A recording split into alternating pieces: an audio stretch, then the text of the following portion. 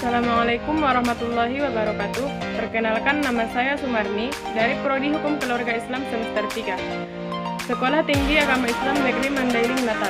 Di sini saya akan membahas mengenai filsafat hukum tentang pengaturan perkawinan menurut Undang-Undang Nomor 1 Tahun 1974.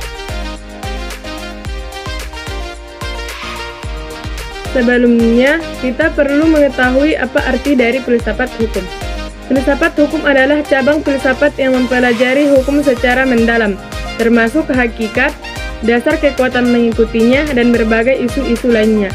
Filsafat hukum juga bertujuan untuk menjelaskan nilai dasar hukum, merumuskan cita-cita keadilan, dan mencari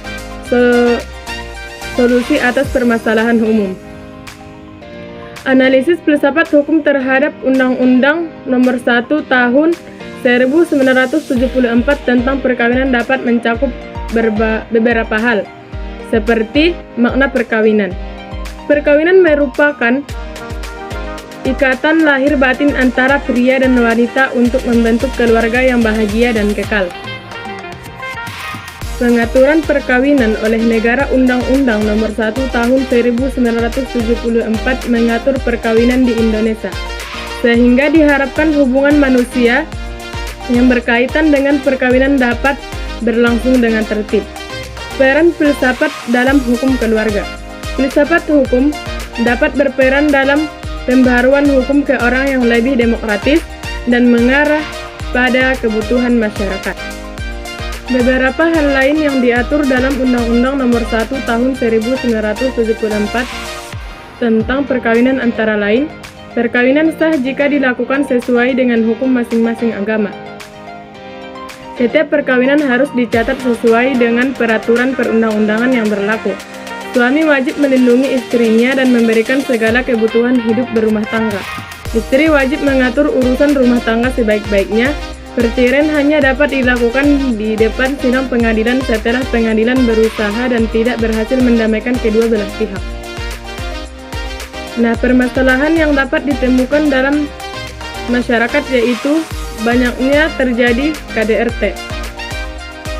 Dalam kasus kekerasan dalam rumah tangga atau yang sering disebut dengan KDRT, filsafat hukum positivisme memandang undang-undang yang melarang KDRT sebagai perintah negara untuk melindungi. Berikut ini adalah beberapa pandangan hukum dan agama mengenai KDRT. Undang-Undang Nomor 23 Tahun 2004. Undang-undang ini mengatur tentang penghapusan KDRT.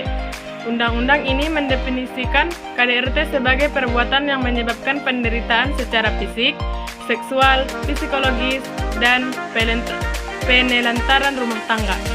Undang-undang ini juga mengatur sanksi pidana bagi pelaku KDRT, seperti pidana penjara atau denda. Dalam Islam sangat melarang kekerasan dalam rumah tangga dan mengatur jenis dan sanksinya dalam Al-Quran dan hadis. Dalam hukum pidana Islam, kekerasan fisik yang dilakukan suami terhadap istri merupakan perbuatan yang dilarang dan termasuk jarimah. Nah, dalam kasus KDRT, kita dapat memberikan perlindungan kepada korban KDRT. Dapat dilakukan dengan menindak tegas pelaku KDRT sesuai dengan undang-undang, melakukan sosialisasi mengenai hak-hak korban KDRT dan layanan yang tersedia, meningkatkan pelayanan kesehatan, penanganan khusus, pendampingan sosial, bantuan hukum, dan pelayanan bimbingan rohani untuk korban.